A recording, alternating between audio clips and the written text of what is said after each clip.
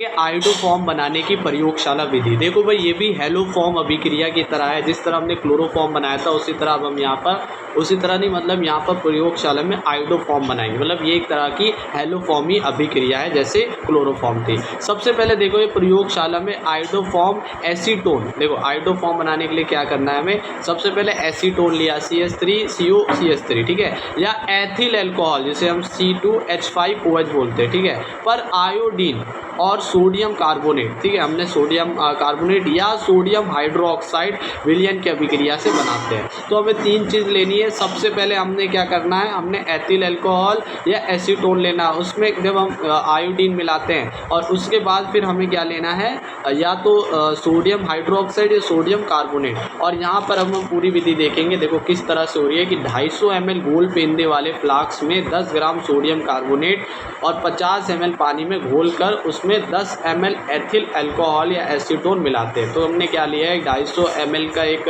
Flask लिया है, ठीक है, गोल्ड फ्लास्क लिया है, उसमें 10 ग्राम हमने सोडियम कार्बोनेट मिलाई, या हम सोडियम हाइड्रोक्साइड मिला सकते हैं, और फिर 50 ml पानी में घोलकर 10 ml एथिल अल्कोहल या एथिल अल्कोहल के एसीटोन भी ले सकते हैं। तो उससे मिलाने पर क्या होता है, फ्लास्क को जल ऊष्मक में 70 डिग्री सेल्सियस पर रखते हैं। और ये भी याद रखना, हमने ये सब जो कर रहे हैं ये डायरेक्ट हम उसमें ऊष्मा नहीं दे रहे हैं, हम जल ऊष्मक के उसमें ऊष्मा दे रहे हैं, और ये 70 डिग्री सेल्सियस पे हो रहा है। और धीरे धीरे क्या करना है, हमें 5 ग्राम आयोडीन मिलाते हैं।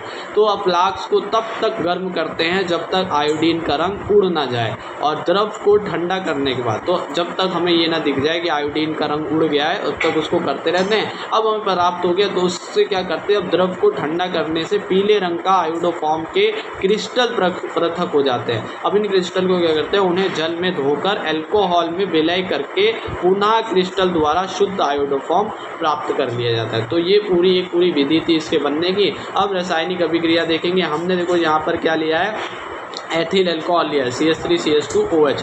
अब इसके साथ जब हम I2 को मिलाएंगे, जैसे ही हम क्लोरोफॉर्म में Cl2 को मिला रहे थे, ये Cl2 क्या कर रहा था, उसमें से हाइड्रोजन को निकाल ले रहा था। तो यहाँ पे क्या हो जाएगा, ये 2 हाइड्रोजन को निकाल कर CH3CHO बना देगा और 2HI बाहर निकल आएंगे। अब इसी CH3CHO में फिर से आयोडीन क्या करेगा, इसके तीनों हाइड्रोजन को निकाल लेगा कार्बन के, और खुद आयोडीन लग जाएगा। तो ये हो जाएगा CI3CHO और 3 HI बन जाएंगे, ठीक है ना। अब यही CI3 में अब डायरेक्ट क्या हो जाएगा, या तो NaOH या तो Na2CO3 जिसे हम सोडियम कार्बोनेट बोले। तो यहाँ पर हमने सोडियम हाइड्रोक्साइड का इस्तेमाल करा है, तो इसका जो हाइड्रोजन है वो आकर जुड़ जाएगा, तो हमारा CHI3 मतलब आयोडोफॉर्म बनकर तैयार हो जाएगा। और HCOONA, देखो यहाँ पर एक H है और कार्बन है, और फिर 2 हमारे ऑक्सीजन है, और फिर सोडियम, तो HCONA अलग हो जाएगा। अब यहाँ पर देखो जो HI है वो क्या करेगा, वो NaOH के साथ रिएक्ट करके वो अपना क्या बना लेगा, NaI बना लेगा, और H2O अलग हो जाएगी। तो इस तरह से हमारी जो पूरी विधि थी, प्रयोगशाला विधि थी किसकी बनाने की, आयोडोफॉर्म की कंप्लीट होती है। अब हम देखेंगे फ्रियोन बनाने की विधि। देखो फ्रियोन क्या होता है, फ्रियोन अभी हम इसका उपयोग भी देखेंगे, है ना। तो फ्रियोन होता है CCl2F2 जिसे हम डाईफ्लोरोमेथेन बोलते हैं, ठीक है ना। 2 क्लोरीन है, 2 फ्लोरीन है, और ये मेथेन है, ठीक है ना, कार्बन केवल अकेला है तो मेथेन। तो इस तरह से फ्रियोन अब हम बनाने की प्रयोगशाला मतलब यहाँ पर विधि देखेंगे। सबसे पहले देखो कार्बन टेट्राक्लोराइड लेना है, मतलब CCl4 लेना है, और उसकी उपस्थिति में यहाँ पर क्या करना है हमें, एंटीमनी फ्लोराइड। एंटीमनी फ्लोराइड क्या होता है, Sb और F3, ठीक है ना। एंटीमनी फ्लोराइड ले लिया, और ये सब हो रहा है किसकी उपस्थिति में, एंटीमनी पेंटाक्लोराइड की, SbCl5। तो पेंटाक्लोराइड है एंटीमनी, उसकी उपस्थिति में जब हम कार्बन टेट्राक्लोराइड और एंटीमनी फ्लोराइड को रिएक्ट करवाते तो क्या होता है, यहाँ पर देखो हमारा फ्रियोन क्या होता है, CClF2। तो यहाँ पर CCl2, यहाँ पर क्लोरीन निकल गया, और F2 लगा देंगे तो हमारा प्राप्त हो जाएगा फ्रियोन। अब यहाँ पर हमें वैलेंसी करनी है, तो यहाँ पर देखो तो कितने यहाँ पर कितने हैं यहाँ पर 5 जैसे यहाँ पर हम कह रहे हैं क्लोरीन है, तो हमें वैलेंस करने के लिए देखो 5 को पहले तो क्या बनाना पड़ेगा, एक क्या बोलते हैं इसे, इवन नंबर बनाना पड़ेगा। तो यहाँ पर 3 का हम पहले कर देंगे, 3 2 जा 6,